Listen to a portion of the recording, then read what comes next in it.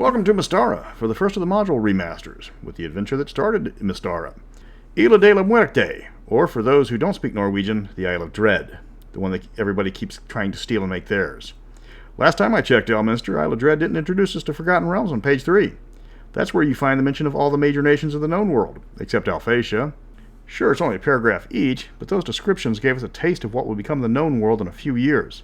You get the entire map on pages 16 and 17, but almost every setting has tried to lay claim to the adventure, starting with Greyhawk. Then the Forgotten Realms grabbed it with D&D Online. 4th edition put it in the Feywild. 5th edition put it in the elemental plane of water. We know where it is. We know where it's always been. I'm Mr. Welch. Grab your ditty bag. We're going to Tanaroa. The Isle of Dread was written in 1981 by Zeb Cook and Tom Moldvay, two of the greatest adventure designers ever to work on the hobby. It will be quicker to list the modules they created that were merely average than legendary. You're not going to find a bad book between them. Jeff D. did the original cover. In 1983, the book was revised, going from a blue cover to an orange cover, with a few differences in monsters, a mapping error corrected, but mostly just reformatted to fit in the standard module style that TSR had set for future projects.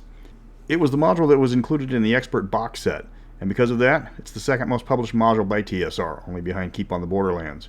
It's only 32 pages long with some handouts included, but the module's scope was far beyond anything TSR had published beforehand. This was the first Sandbox module. Unlike the modules that came before it, the plot of this adventure is non-existent. You find a letter written by someone who claims to find this lost island with untold riches. The beginning is pretty much stolen from Treasure Island, with Rory Barbarossa replacing Billy Bones. The characters must find a ship that can follow this map, and then it's all up to them. It's 99% wilderness exploration. The Isle of Dread is the Hex Crawl. They say it's for levels 4 to 14, but the adventure they find on the island is the adventure they want to have. There's no great evil waiting for them. There's no soul-stealing lost artifact, no evil deity locked away. It's a sparsely populated, unexplored tropical island with dinosaurs. Knock yourself out. Be warned, any resemblance to Skull Island is purely intentional, so watch out for giant apes. Isle of Dread is considered one of the best hex crawls written for D&D, if not the best. It finds a perfect balance between lots of stuff to explore and lots of stuff to do. Later sandboxes gave you lots of open space to explore, but put all the world building on the DM. Other sandboxes filled in all the blanks. The DM tells the players what they hit when they reach a specific hex. Sure, Isle of Dread gave you lots of stuff to find, from friendly villages to hostile villages, lost temples, pirate havens, new races, and a few extra dungeons, but they're spread out all over the island.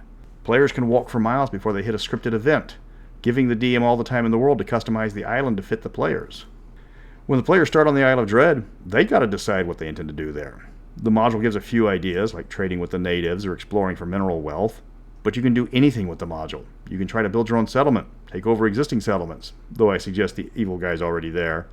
You can try to round up dinosaurs and drag them back to the mainland. Map the entire island and sell the information to Minrathad. Get paid in advance if you do that. Yes, you can search for dungeons and similar in the adventure, but they're not the focus. You have the entire island open to you, and you have to bring the adventure to it. It will introduce the characters to the exploration side of D&D, and it will not be forgiven unless the DM decides to play nice. My suggestion, hire a guide. Actually, hire a lot of guides. The place is enormous, so are the dinosaurs. The module is mostly exploration, as you can imagine, and it hammers home that point by introducing quite a few races that the players will probably never have heard of. It debuts the Mystaran staples, the Rakasta, Phanatons, and Aranea. Yes, they get expanded in other books and borged into different settings, but this is where you first meet them. And they aren't the civilized version you meet in later books. They are all tribal, and they represent the 3 alignments of Beckme. The cute and furry Phanatons are lawful. The nomadic and aloof Rakasta are neutral, and the xenophobic and treacherous Aranea are chaotic. You also meet the loathsome Kopru, and 9 new dinosaurs or megafauna for the first time. When it comes to recreating Jurassic Park, Tomb of Annihilation ain't got nothing on Isle of Dread. Nothing's stopping the players from turning this simple adventure into a full-blown campaign. It says levels 4 to 14, but if they hang around for 5 levels and hit name level, then it's time to start a domain, and there's no reason they can't build it on the island. Not like they're going to have to displace the native Tanaroans. Those guys just occupy a few small villages to the south. Some villages are hostile to the party, but they're hostile to everybody. These specifically are the pirates and the headhunters.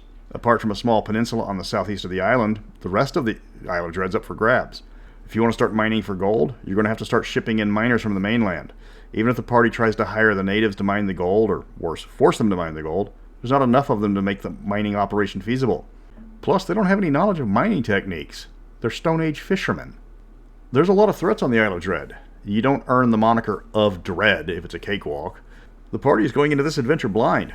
All they get is the opening letter from Barbarossa, and that's it. The DM hands them a map of the island, and that's just the first hex right off the beach mapped out.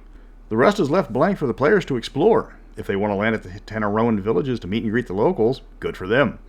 Probably less likely to get eaten by a T-Rex that way. But they don't have to do this. They can start the adventure anywhere they can land a boat. They can take on the pirates or even try to negotiate with them if they feel brave. If they feel really brave, they can try to carve a path straight to the central plateau. Though they're probably going to regret that. There's a lot of high-powered creatures waiting for the characters on this island, around the island, or above the island.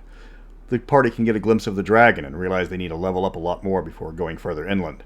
From the top of the Tanaroan's gigantic wall, they can see the herds of dinosaurs that made this module famous. The party could decide to stick to the plains and avoid the more prominent and obvious threats. Or they can just carve through the jungles, climb the mountains, and trudge through the swamps, if they think that's where all the adventure's going to be. As the party levels up, the monsters get tougher, especially for the characters trying to challenge themselves by playing Dinosaur Wrangler. Nothing stopping this module from becoming a frequent location for the party's adventures. They can fill up their first tiny ship with various monsters or treasures, buy a bigger boat, and come back for a larger bite at the apple. Nothing stopping them. The island has all the necessary mineral resources if they want to build their own domain. Of course, other adventurers and explorers will try to find this new land of riches. They might return after several successful expeditions and discover a Thaatian or Minrathadian fort waiting for them as the island has been officially claimed. Then they can help the natives fight off the invaders or organize them into a formal government and deal with the Thaatians as a unified people, and hope the Thaatians aren't there to just strip mine the island. But then you can have that one legionnaire fall in love with a native, betray his people, and get them slaughtered by conspiring with the islanders, despite the fact the colonizers will return in more significant numbers with more troops. Just like in the movie Fern Gully 2, Scorched Earth Day. For those who follow the three-pillar system, this module is mostly exploration. Move into a new hex, see what's there, map it out, repeat the process. If they explore the entire island, it will take months or even years in game time to check every hex individually. There are plenty of opportunities for combat and diplomacy on the island, but you're going to have to look for those chances. The Thanatons and Rakasta are open to trade and diplomacy, not so much the Aranea. You can even make friends with the natives that live on the plateau once you get the Kopru out of the way. If you want to fight, there are as many dinosaurs as the DM wants to throw at you, plus any number of regular monsters. And for a sense of scale, the Isle of Dread is about the same size as the main island in Irendi. If you want to follow the far superior 5-pillar system, you can shape this world as much as you want, because Isle of Dread is tabula rasa. You can carve out a chunk and name yourself king if that's your character's goal. Turn the entire island into a fantasy Burning Man, where it's barter only, anything goes, and clothing is very much optional. Not the current corporatized Burning Man, where you have tech millionaires bringing their yachts on wheels and jacking up the prices of everything, ultimately defeating the original concept. I'm talking about inviting a bunch of slackers and weirdos where you can live like a king because you had the foresight to bring a trunk full of Wall Street journals and use them as currency, and people were giving you anything and everything for a single section of that newspaper that they then used for clothing, bedding, pillows, toilet paper, reading material if necessary, a hat, a brooch, a pterodactyl, or anything else to get the sun off you. Sure, you run the chance of your then-girlfriend running off with half the newspaper to trade for alcohol and other more questionable substances, and spending the entire event with her new friends abandoning you because you're too square, so you spend all of Burning Man talking to the amazing naked Asian poet who's totally digging you, but no, you have to stay monogamous, despite your supposed girlfriend clearly not sharing the same beliefs. But at least you had all those copies of the Wall Street Journal to trade for food from the emergency personnel on the scene, because the moron who was supplying all the food decided only to bring tuna, but didn't bother to properly maintain his food truck, so all the tuna went ambient temperature in the middle of the Nevada desert. But I'm not bitter. Where was I? Oh yeah, if you wanted to turn the island into a representative republic, go for it. The Isle of Dread is a timeless module. There's a reason why all the other settings keep trying to steal it for their own. When you boil it down to its basics, it's just a tropical island with some monsters. It's not magical, there's nothing really mysterious about it.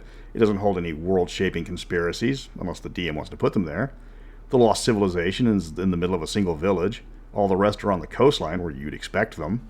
Goodman Games picked up the module for their second 5e conversion, though they expanded on it and fixed a glaring naming issue. The Elk Clan has been renamed due to the fact that the elk's temperate, and this is a tropical zone. And I'm entirely too lazy to do the research to finish that joke. Needless to say, a 700-pound elk is not swimming 1,800 miles from Osland to the Isle of Dread. If you want to get the module, it's only been reprinted a ridiculous number of times. Remember, this module was number 2 in the list of printed adventures. You can get a decent original copy on eBay or similar sites for less than $10. Goodman Games has the 5e version for $50, complete with both blue and orange covers reprinted. You can get that at your friendly local game store, no problem. You can also get the PDF from DM's Guild for $5, but don't be cheap and just buy the printed copy. The first remastered module is done, which means the remastered videos are half done. It took me long enough to get this far. Next up, we are putting on our berets and grabbing our baguettes as we're going to the next module in the X series, the inbred cousin of Ravenloft, the gothic horror of Castle Amber.